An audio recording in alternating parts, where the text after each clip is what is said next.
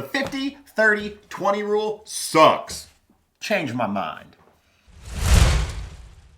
In this video, we're going to talk about why the 50-30-20 rule sucks for budgeting and it's totally unrealistic. And then we're going to show you 2 better ways to budget as a young adult. I mean, let's be honest, nobody actually likes setting up a budget or sticking to a budget. It's about as exciting as sticking to a strict diet, right? Yeah, you know you're going to get benefits from it, but nobody really wants to do it. But if you stick to a budget, it's going to make your life a lot better and more enjoyable because you're going to have money to do the things you want to do, or at least be able to pay your bills. Hey, I'm Alex. And I'm Philip. And we teach you what you need to know about your personal finances using words you can understand without boring you to death. Because adulting shouldn't suck. If you're new to this channel, make sure you hit that subscribe button. In the comments below, let us know if you drink coffee every day. You miss your mouth. I know, I was like, oh. All right, so let's get into it. A budget is a plan for how you're going to spend your money, right? So if you're making money, you should have a budget and stick to it. But let's be real, most people don't. There's lots of different ways to budget your money for different lifestyles, and you got to find one that's going to work the best for you and actually be relevant. Most people on like any sort of financial platform or blog or vlog, whatever, they're going to talk about the 50-30-20 rule, you know, and they're going to act like it's the golden standard for budgeting. However, more times than not, these people, they don't know what it's like to struggle to get by, and they've never really been broke, so it doesn't actually apply to them because they wouldn't have to ever use it that way. Must be nice. Must be nice. So what is the 50-30-20 rule? Well, Senator Warren came up with it back in the early 2000s, and it's a budget method for people on how to divvy up their money, right? So 50% of your money is supposed to be spent on bills, and then 30% of your money is supposed to be spent on wants, and then the last 20% is to go towards things like savings and investing. And it's an overly simplified model for your budget because people hate complicated budgets with lots of different categories. And let's be real, I mean, we're normal people too, and we hate things that are going to make our life more complicated. The first category of the 50-30-20 rule is going to be for your needs. This is what you're supposed to be spending all your money on for your basic necessities like your rent, your car payment, your food, maybe your health insurance. This is going to be something that you have to be able to get by. The hard part about this method is that if you're just getting started as a young adult, this might be changing for you. You know, you might not have all the bills, and it's going to be hard for you to stick to. So on average, millennials like ourselves, right, on average spend 45% of their money on just rent. Okay, so if you're supposed to live on 50%, totally unrealistic, right? You can't do it. 45% of your money on average is being spent on rent. That doesn't leave any more room for a car payment, insurance, gas, all the stuff that he just listed. Not realistic. So Gen Z, it's even worse. It's even worse for most of you guys out there that watch this channel because it's an average of 50 to 60% of your income on just rent. So this 50-30-20 rule, you know, it might have been realistic for people like Elizabeth Warren, all these boomers, right? Because on average, they only spend 19% on rent or a mortgage. 19%. While we're stuck paying, you know, on average 45%, and you're probably stuck paying 60%, upwards of 65% of your money just on rent. Absolutely unrealistic to be able to stay underneath that 50% in this budgeting model. So that's why we disagree with it. I don't know if you can tell, but I pretty much hate it. Because the internet generation, right, for Gen Z, are going to be the most burdened financially out of anybody. So it's easy for these boomers to be like, oh, I don't know why you guys are complaining. You can't afford this stuff. When in reality, they make way more money than you do, and they're going to pay less because they probably bought a house 50 million years ago. Let's not forget, this budgeting model was made by a person who probably has never been on minimum wage. And if they were, it was 100 years ago in a warehouse somewhere or something, okay? The next category, this is your wants category. This is what you're supposed to use 30% of your income to have fun. This is going to be on things like your monthly subscriptions, your entertainment, you know, the things that you want to buy with your Travel. money. Now, if you're spending all your money in that 50% category, and you know you're likely not going to be spending 50% of your income on that category, it's going to be pulling away from this category.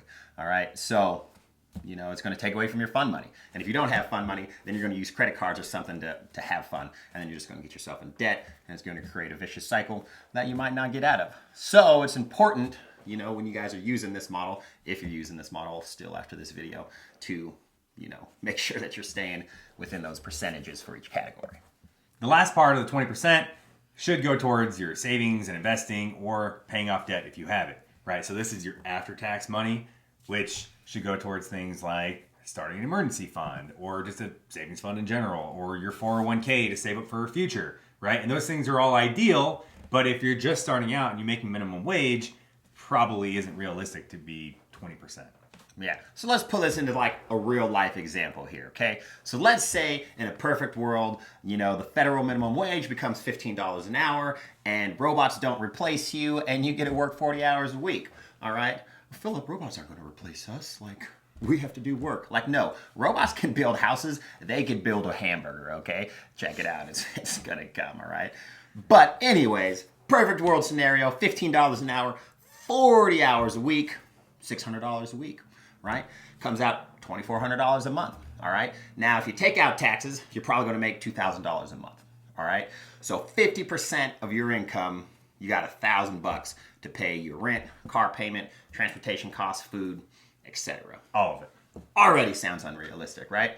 Okay, so now you got 30%, okay, which is $600 left to pay for your fun money, okay, your wants, all right? Now, that sounds good, but if you're taking money from your 50% category, okay, to pay your bills like you're probably going to need to, then you're really not having $600 for your want money, okay? And then that's going to leave you 20% of your income, all right, which is $400 if Yep. you're not, overlapping in any other category to pay for your debts, your savings accounts, and your IRAs or your 401ks if you guys set that up, which you should, even if you're young. So realistically, with that money outbreak of, the 50, 30, 20, probably not going to happen.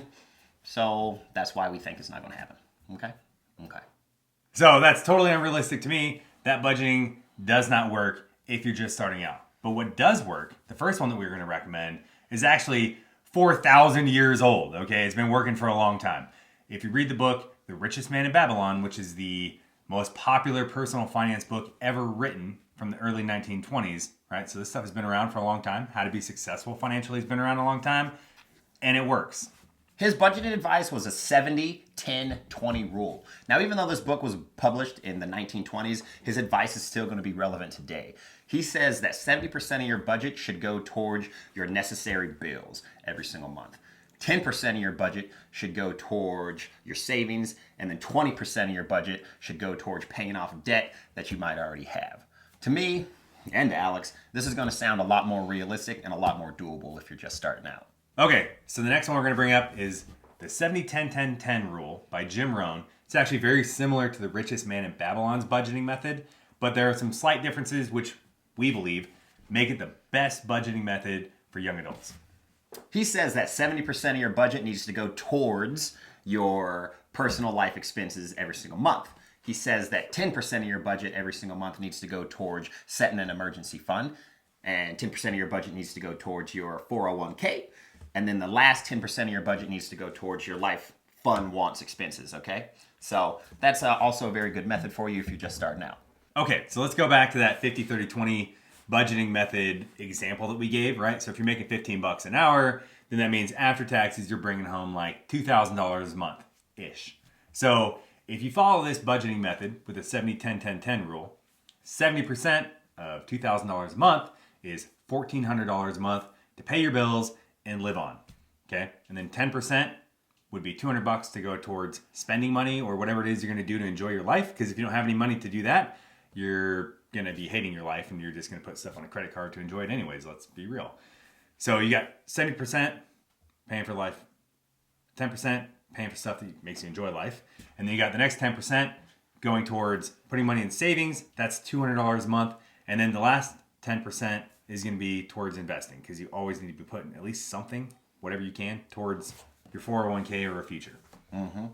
All right, so to break down that 70% category where you got $1,400 or your $2,000 to spend, if you're spending $700 a month on rent, let's say you have roommates, you got your own place, you got food's going to be $200, you have your utilities, which is probably going to be around $50.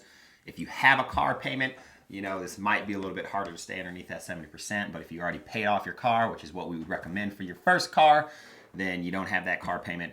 You're gonna have $100 a month probably for gas. You're gonna have your cell phone bill, which is gonna be $50 to $100.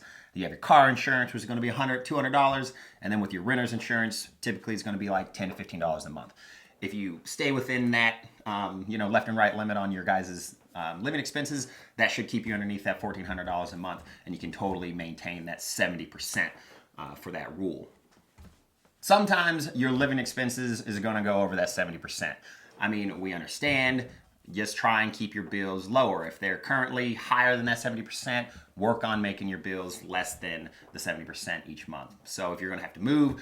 If you got to, get a cheaper car, get a cheaper car, lower your cell phone bill, cut back on your utilities, cancel some subscriptions, figure out what you're going to have to do to save some money so you can keep those monthly bills underneath that 70%.